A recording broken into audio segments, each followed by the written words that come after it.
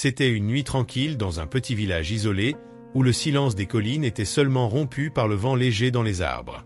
Soudain, l'horreur frappa à la porte d'une humble maison, lorsque des individus sans scrupules envahirent le domicile d'une vieille dame vulnérable et de son petit-fils. L'air se remplit de cris et la peur s'empara des lieux. La vieille dame, fragile, essayait de protéger son petit-fils, mais la violence des envahisseurs était implacable. Le désespoir s'installa, et tout semblait perdu. Au paroxysme de la panique, alors que les intrus croyaient avoir le contrôle, quelque chose d'incroyable se produisit. Des ombres, une créature puissante et mystérieuse émergea. Un loup, au regard perçant et à l'allure menaçante, apparut sans avertir. Il fit face aux agresseurs avec une colère silencieuse, et ce qui suivit était inimaginable. Les envahisseurs, auparavant implacables, ressentirent la peur pour la première fois. Le loup n'était pas une bête ordinaire, il avait une mission. Qu'est-ce qui poussa un loup à apparaître à ce moment précis? Et que ferait-il ensuite? Alors que la tension montait, un retournement de situation était sur le point de changer complètement le destin de cette famille. Ce qui se passa ensuite resterait gravé dans la mémoire de tous ceux qui osèrent en être témoins. Mais que s'est-il réellement passé? Préparez-vous à découvrir la vérité, mais attention, c'est ainsi que cela se produisit. Lors d'une de ses habituelles explorations dans la forêt, la grand-mère Elena et son petit-fils Louise étaient à la recherche de bois pour leur cuisinière, une tâche presque routinière chaque semaine. Le petit Louise, distrait en cherchant des branches et émerveillé par la nature, était déjà plus éloigné de sa grand-mère, lorsqu'il tomba sur une vision qui lui brisa le cœur. Dans un coin sombre, où la lumière du soleil peinait à pénétrer le feuillage des arbres, il découvrit un jeune loup empêtré dans des fils de fer rouillés et blessé. Le petit loup, pris au piège et désespéré, n'avait pas la force de se libérer. Ses yeux exprimaient la douleur, la peur et une vulnérabilité qui toucha profondément le cœur de l'enfant. Louise courut vers sa grand-mère et essaya de lui raconter ce qu'il avait vu, le cœur battant la chamade. Il insista pour expliquer à Elena qu'il avait trouvé un jeune loup piégé. « Grand-mère, il est blessé. Nous devons l'aider, » dit Louise, avec des yeux écarquillés d'inquiétude. Mais Elena, avec une expression sérieuse, le réprimanda immédiatement. « Louise, je t'ai déjà dit de rester loin de ces animaux sauvages. Ils sont dangereux. Tu ne comprends pas, petit. Nous ne pouvons pas prendre de risques. » Il y avait un ton de fermeté dans la voix d'Elena, mais ce n'était pas par manque d'affection. C'était la peur qui parlait, une peur profondément ancrée dans son passé douloureux. Elena partagea à nouveau l'histoire que Louise avait déjà entendue auparavant, mais jamais avec autant de poids. « Écoute, Louise, c'est un animal sauvage qui a causé l'accident cette nuit-là, dit la grand-mère Elena. L'accident qui a emporté tes parents, c'était un animal sauvage qui est passé et a percuté le bus dans lequel tes parents voyageaient. Eh bien, tu sais ce qui s'est passé ensuite, n'est-ce pas ?» La voix d'Elena se serra, les yeux embués de souvenirs douloureux. Cette nuit fatidique, les parents de Louise rentraient chez eux lorsque qu'un animal traversa la route de manière inattendue et entra en collision avec le bus, provoquant l'accident, en plus du conducteur qui s'était effrayé et avait fait des manœuvres brusques, ce qui avait entraîné le renversement du bus. Depuis lors, Elena nourrissait une aversion profonde pour les animaux sauvages, les associant à la tragédie qui avait dévasté sa famille. « C'est pourquoi tu vis avec moi depuis si petit. Ne t'approche pas de ces animaux sauvages, répéta-t-elle à Louise. Allez, terminons de ramasser du bois et rentrons à la maison. » Malgré les avertissements et l'histoire douloureuse de sa grand-mère, Louise ne pouvait s'empêcher de penser au loup piégé dans la forêt. L'image du jeune loup blessé ne quittait pas son esprit. Quelque chose en lui disait que, peu importe la peur, cet animal avait besoin d'aide. Au fil des jours, son désir de retourner sur les lieux et d'agir grandit, et finalement, il décida de passer à l'action. En secret, pendant que sa grand-mère faisait une sieste habituelle pour recharger ses énergies, Louise gardait un œil attentif et courut jusqu'à la forêt. Le cœur battant, il s'approcha du jeune loup, qui semblait encore plus fragile. Avec des mains tremblantes de nervosité mais une détermination inébranlable, le garçon réussit à le libérer des vieux fils de fer et improvisa un bandage pour une blessure plus grave à la patte de l'animal, qui était presque immobile. Le loup, peut-être sentant la bonté de Louise, ne résista pas. Louise rentra chez lui pour chercher de l'eau et de la nourriture pour le jeune loup, mais celui-ci ne voulait pas manger sur le moment.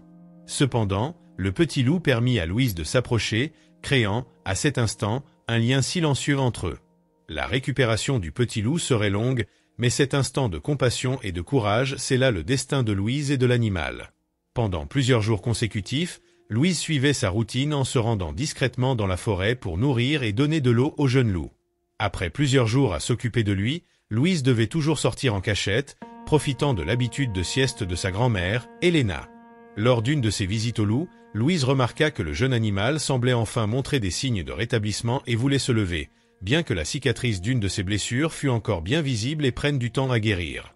Avant de continuer, n'oubliez pas de laisser un j'aime et de vous abonner à la chaîne, après tout, même le loup a laissé son j'aime. Il continuait sans relâche à rendre visite au petit loup blessé. Louise et l'animal avaient développé une connexion profonde.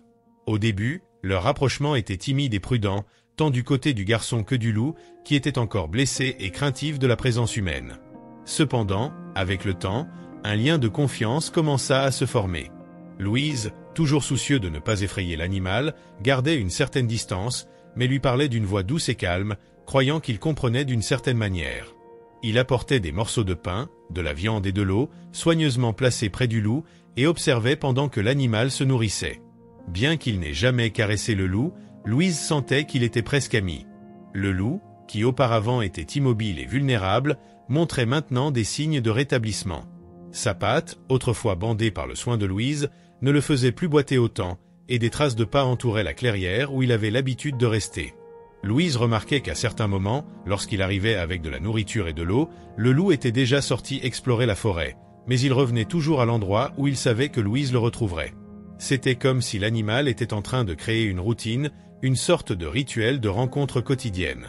Lors de ces visites, Louise parlait de tout ce qui se passait dans sa vie, comme si le loup était un auditeur silencieux et compréhensif.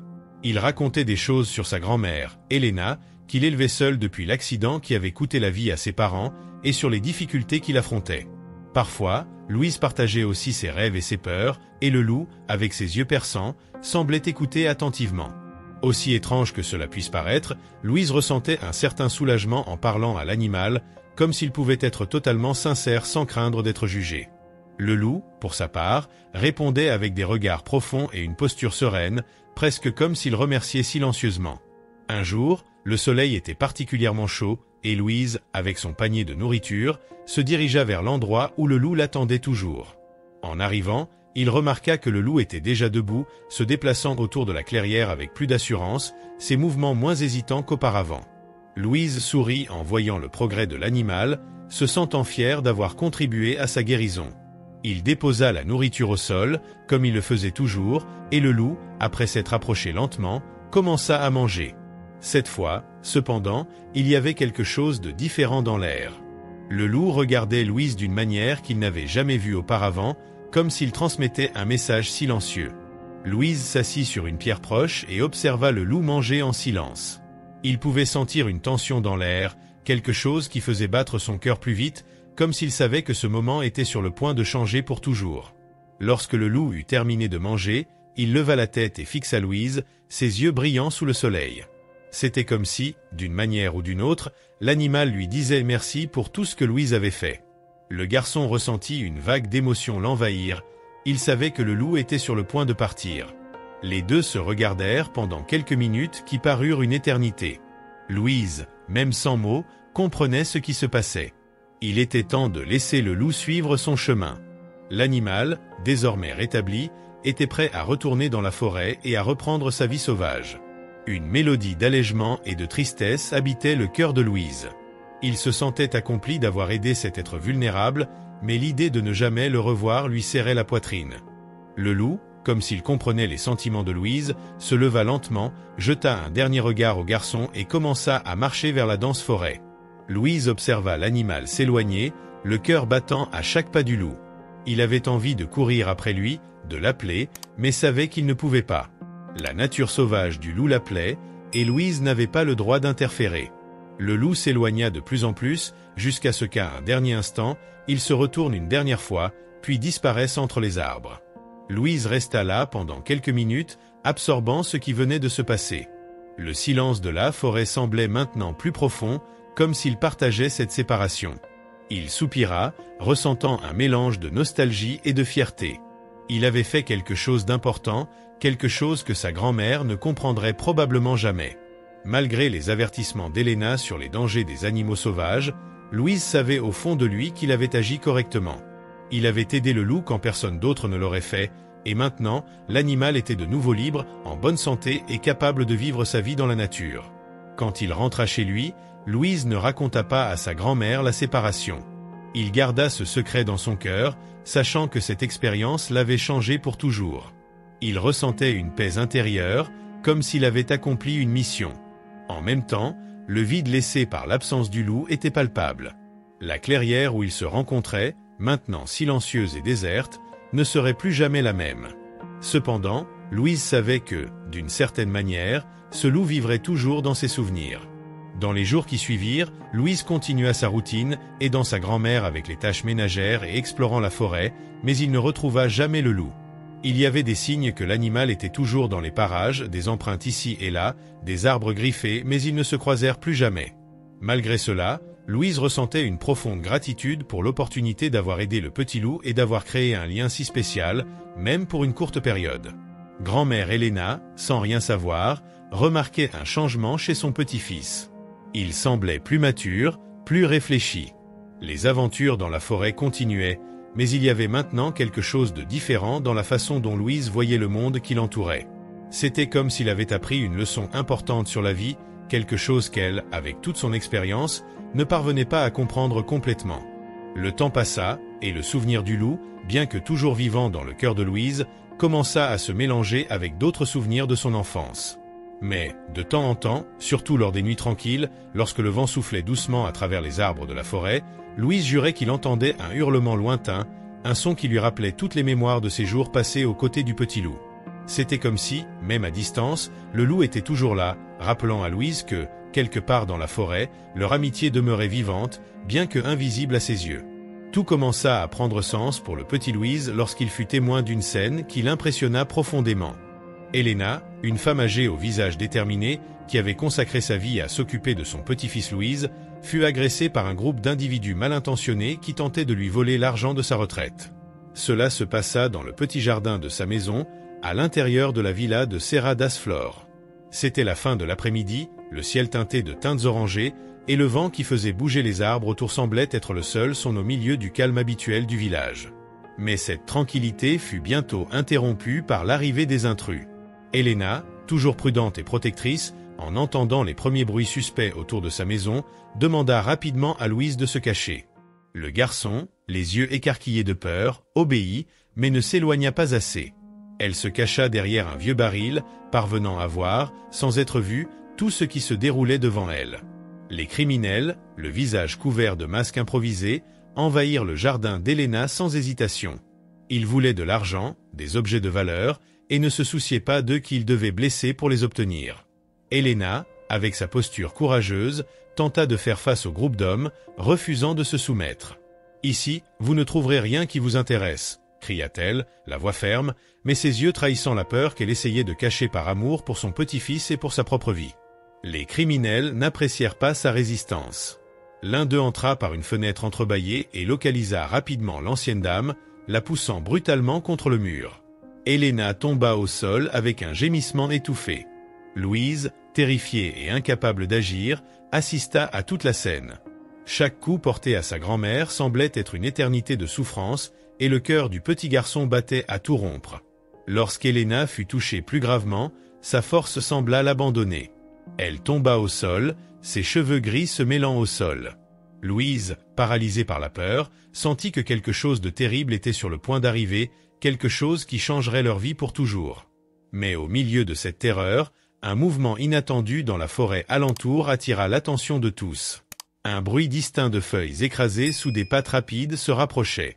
Ce qui surgit à ce moment-là deviendrait le tournant de leur vie. Un loup, imposant, avec un pelage gris et des yeux féroces, portant une cicatrice nette et visible sur l'une de ses pattes, jaillit dans la clairière, courant vers les malfaiteurs avec une férocité inébranlable. Louise, toujours cachée, reconnut immédiatement l'animal grâce à la cicatrice sur sa patte. C'était le même petit loup qu'il avait vu et soigné il y a quelque temps, celui qui avait été blessé et vulnérable dans la forêt, que Louise avait senti dans son cœur le besoin d'aider, malgré les avertissements de sa grand-mère. Après l'attaque brutale des criminels chez Elena et Louise, la scène semblait chaotique. Au milieu de la confusion, tandis qu'Helena était toujours menacée, le loup, maintenant grand et imposant, apparut comme un gardien inattendu.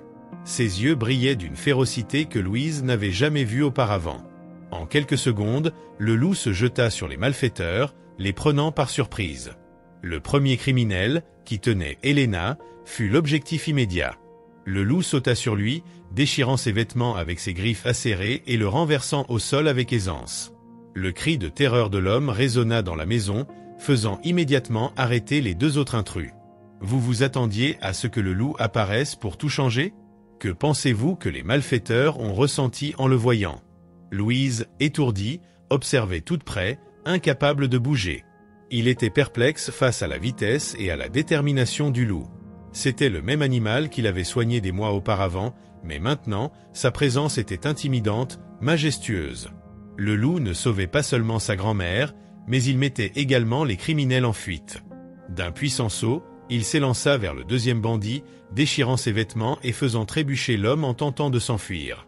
Le troisième, déjà désespéré, courut vers la porte, mais avant qu'il puisse s'échapper complètement, le loup bondit une dernière fois, déchirant le manteau de l'homme, qui tomba en lambeaux tandis qu'il s'enfuyait en courant dans la rue sombre. Louise, toujours cachée, espionnant par quelques fissures de la maison, avait le cœur affligé, mais en même temps, il semblait célébrer tant d'émotions qu'il était en train de vivre.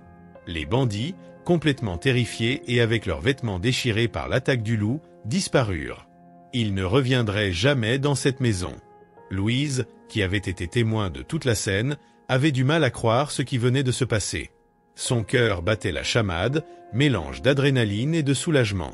Les bandits étaient vaincus, mais ce qui l'impressionnait le plus, c'était le loup. Thor, comme Louise l'appelait en secret, était revenu pour les protéger. Lorsque tout se calma enfin et qu'Helena réussit à reprendre son souffle après la frayeur, le loup resta à distance, observant la scène. Louise, encore sans savoir quoi dire, regarda Thor, qui se tenait à la lisière de la forêt, comme s'il attendait un signal. Ses yeux perçants semblaient transmettre un message silencieux. Le loup gardait une certaine distance, mais continuait à fixer Louise et sa grand-mère. Ses mouvements étaient fermes, mais non menaçants. Il semblait dire, par son comportement calme et vigilant, qu'il était là pour garantir que tout était sous contrôle. C'est alors que Thor poussa un long et profond hurlement, résonnant dans les environs. C'était comme s'il communiquait quelque chose, un avertissement peut-être. Le hurlement semblait dire « Je suis ici. Si ces bandits reviennent, je leur donnerai une leçon encore plus sévère. » Louise sentit un frisson parcourir son échine, il reconnaissait son hurlement. Il savait que c'était le petit loup qui l'avait sauvé autrefois. Il n'y avait aucun doute. Thor rendait le soin et la protection que Louise lui avait offert, et maintenant, c'était lui qui les protégeait. Helena, encore incrédule face à ce qu'elle venait de voir, regarda son petit-fils, stupéfaite. Ses yeux étaient écarquillés, et sa voix sortit faible et tremblante. « Louise, tu as vu ça, mon fils? Quel animal était-ce? Que t'a-t-il fait au bandit ?» Elle était clairement sous le choc, mais en même temps, il y avait une certaine fascination sur son visage. La peur qui dominait auparavant son cœur laissait lentement place à la curiosité et à l'admiration. Louise, le cœur plus léger et un sourire timide sur le visage, savait que c'était le moment idéal pour révéler à sa grand-mère la vérité. Mais avant cela, il devait s'assurer qu'elle était vraiment en sécurité. Il appela les secours et la police, qui arrivèrent rapidement. Les paramédics s'occupèrent de sa grand-mère Helena, et la police, après avoir écouté le récit de Louise sur ce qui s'était passé, commença à chercher les criminels dans la forêt, mais sans succès. Ils avaient disparu, et avec Thor à proximité, Louise savait qu'ils ne reviendraient jamais. Le lendemain matin, alors qu'Helena et Louise prenaient leur petit déjeuner ensemble, le garçon décida que c'était le moment de partager l'histoire complète. Il attendit que sa grand-mère se sente un peu plus tranquille et commença à raconter, depuis le début, comment il avait trouvé ce loup qu'il appelait affectueusement Thor, le petit loup blessé, enlacé dans des fils de fer rouillés dans la forêt. Louise parla des jours où il l'avait soigné en secret, lui apportant de la nourriture, de l'eau et observant sa lente guérison. Il raconta comment le loup semblait le comprendre, comme si les deux avaient créé un lien spécial. Helena, au départ incrédule, écoutait attentivement chaque mot. Louise continua, expliquant comment Thor avait disparu un jour, laissant un vide dans son cœur, mais comment il avait toujours su que le loup allait bien. Et puis, au moment le plus crucial, Thor était revenu. Louise regarda dans les yeux de sa grand-mère et avec une voix pleine d'émotion, dit « Son nom est Thor, Vovo. Il m'a aidé à te protéger. Il est revenu pour nous sauver. » Elena resta silencieuse pendant longtemps, assimilant tout ce qu'elle venait d'entendre. Les mots de son petit-fils prenaient sens. Elle ne comprenait pas complètement ce qui s'était passé, mais elle ne pouvait pas nier ce que ses propres yeux avaient vu. Ce loup, qu'elle craignait tant, avait sauvé leur vie. Enfin, avec un profond soupir, elle regarda Louise avec un mélange de fierté et de surprise. « Tu as été très courageux, Louise, dit-elle. Prendre soin d'un animal sauvage, surtout un loup, tu as fait quelque chose que je n'aurais jamais imaginé. Et maintenant, grâce à toi, je vois les animaux différemment. » À partir de ce moment-là, Elena commença à voir les animaux d'un nouvel œil. La peur qu'elle portait en elle à cause de l'accident qui avait coûté la vie à ses enfants se dissipait lentement. Maintenant, il y avait de la gratitude dans son cœur, non seulement pour Thor, mais aussi pour son petit-fils qui lui avait montré le pouvoir de la compassion et du courage. Elle savait que Thor resterait vigilant dans la forêt et que, si jamais ils en avaient besoin, il serait là pour les protéger à nouveau. Que feriez-vous si un loup sauvait votre famille ? Pensez-vous que le lien entre l'homme et l'animal peut être aussi fort ? Avec le passage des jours, la vie à Serra Dourada reprit son cours normal, mais quelque chose avait changé. Elena, qui verrouillait auparavant les portes par peur, se sentait maintenant en paix, sachant que Thor était là dehors, toujours en train d'observer. Et Louise, de son côté, n'oublia jamais le loup qui avait sauvé sa vie et celle de sa grand-mère. Thor était devenu plus qu'un ami. Il était un gardien, une preuve vivante que l'amour et la bonté peuvent transformer même les situations les plus sombres. Connaissez-vous déjà ce héros qui est sur votre écran ? Non. Alors cliquez pour regarder. Si cela vous a plu, et si ce n'est pas déjà fait, pensez à aimer et à vous abonner à la chaîne pour plus de contenu émouvant.